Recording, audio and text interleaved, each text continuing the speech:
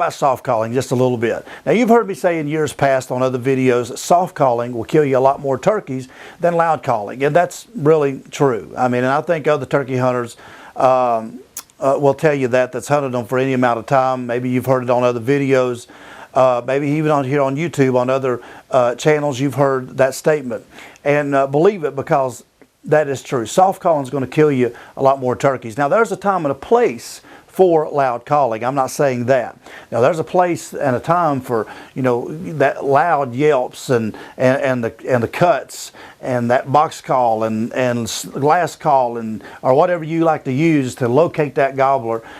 And once he responds to you, and once you kind of got a pinpoint on him and you're moving in, and let's say he gets interested and you know that that turkey's coming in, then you've got to go into that phase of soft calling. But I don't want to just talk about just soft calling. I want to talk about kind of what I call shotgun calling.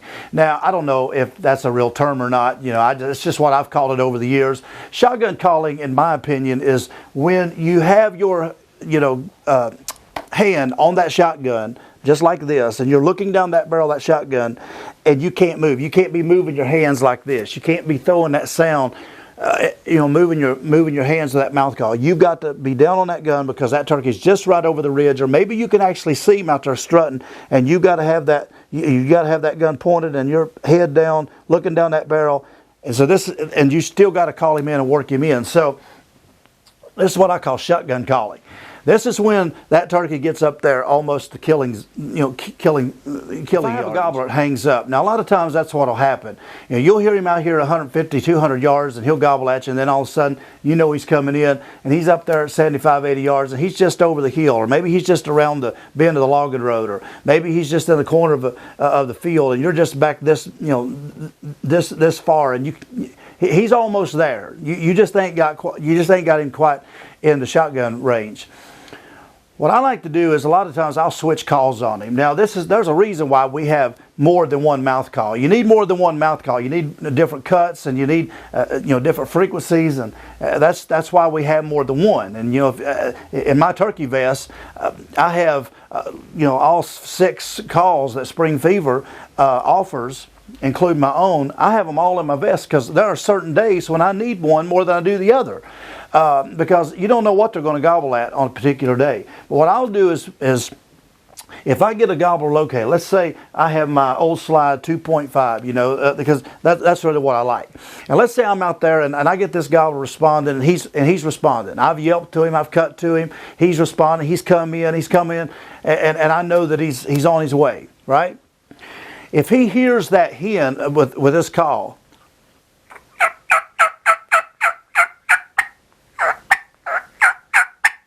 and I know he's coming, and he hangs up, because we all have had that hung up turkey. You know, he just stops coming. A lot of times I will switch calls on him and work him in the rest of the way.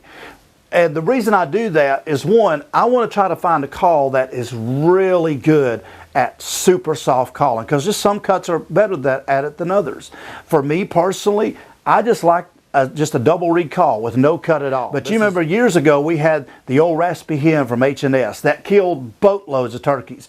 We had the old boss hen from Quaker Boy back in the late 80s and 90s. Killed a boatload of turkeys. Just the old double reed call with no cuts.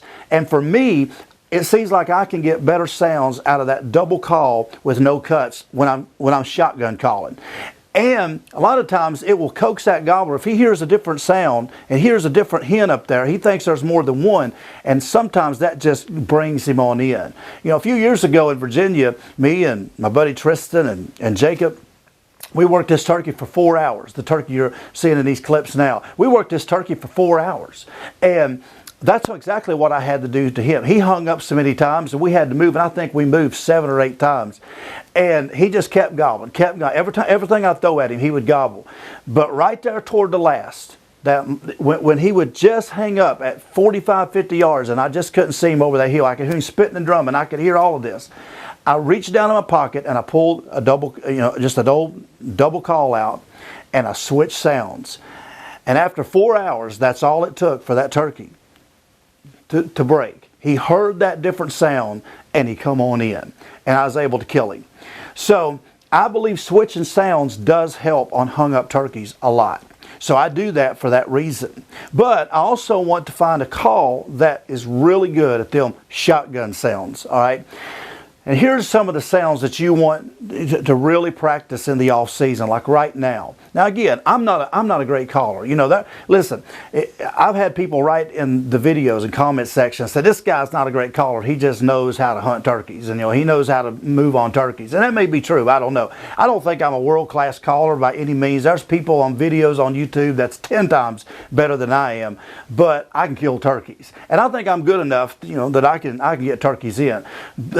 So I don't claim to be a world champion caller by any means, but it proves one thing. An average guy like me can go out that's mediocre calling and do this year after year after year and, kill 6, 7, 8 turkeys a year, because it's really not so much the great sounding call. It's reading turkeys, knowing turkeys, how to get in their bubble, and just being good enough to sound as real as possible to get them in. That's just my opinion, and that's worked for me over the years. I'm not saying not to improve on your calling. We all need to improve, and I try every year, and you should try every year to learn little things from other people and all that. But once I have that turkey up there and I've got my hands on that shotgun and I'm looking down that barrel, here's some of the sounds that you want to practice. What I like to do is just, if you're opening your mouth, okay, if your mouth's open or your lips are open, you're too loud. Everything is with shut mouth and just under your breath, like under your breath calling. Sounds like this.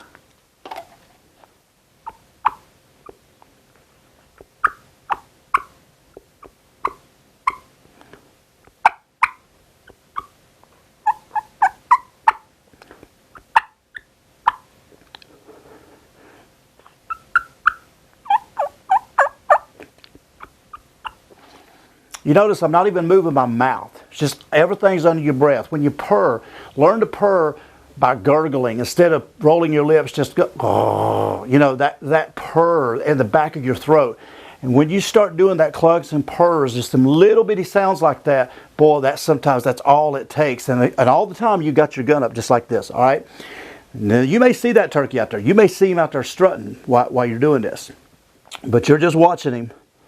And one of the calls that I do a lot, and I really don't even know what you call it. I learned this years ago from my buddy Alex Rutledge, years ago on some of the old H&S videos. And after I got to know Alex a little bit personally, I asked him about this one time, and he explained, why turkeys do this. Well, I started doing it, and I never heard a turkey do it personally, because a lot of these sounds that turkeys do, you don't never hear because they're so soft. The little whines, the whistles, and all that. But that's what turkeys do every day out there when they're scratching and feeding along. And that gobbler, when he gets up close enough to where he hears that, he knows, man, she's close. And sometimes he just comes right on in. But one of the things I do is just a little bitty whine like this. This is usually when I see the gobbler, shotgun, calling, and I do this. Oh.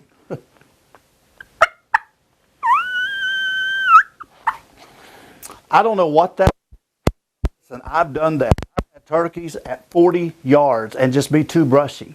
I mean, I've done this numerous of times over the years. I've had a turkey at 40 yards, 50 yards, just too brushy, or maybe he's too far over here or too far over here, and because he's so close, I can't move, and I just have to get him in front of me. I can't tell you the times when I've done that right there.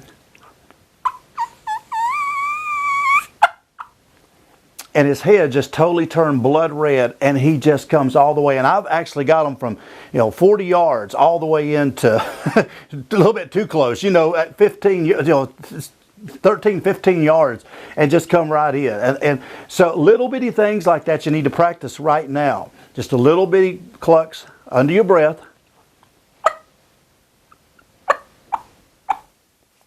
Now it's louder because I've got a mic on, but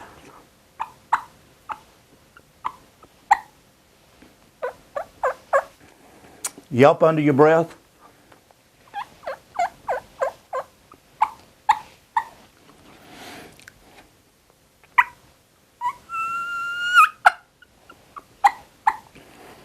If you'll practice little things like that, man, it'll make a world of difference in your turkey hunting.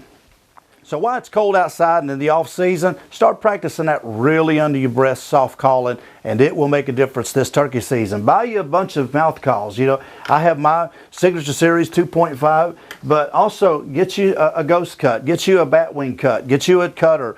But make sure you have just a good old double reeded call with no cut in it, because a lot of times when them turkeys hang up, that's my go-to call to get them on in. Switch on him, make him think a different hen's coming there, and a lot of times he'll come right on in for you.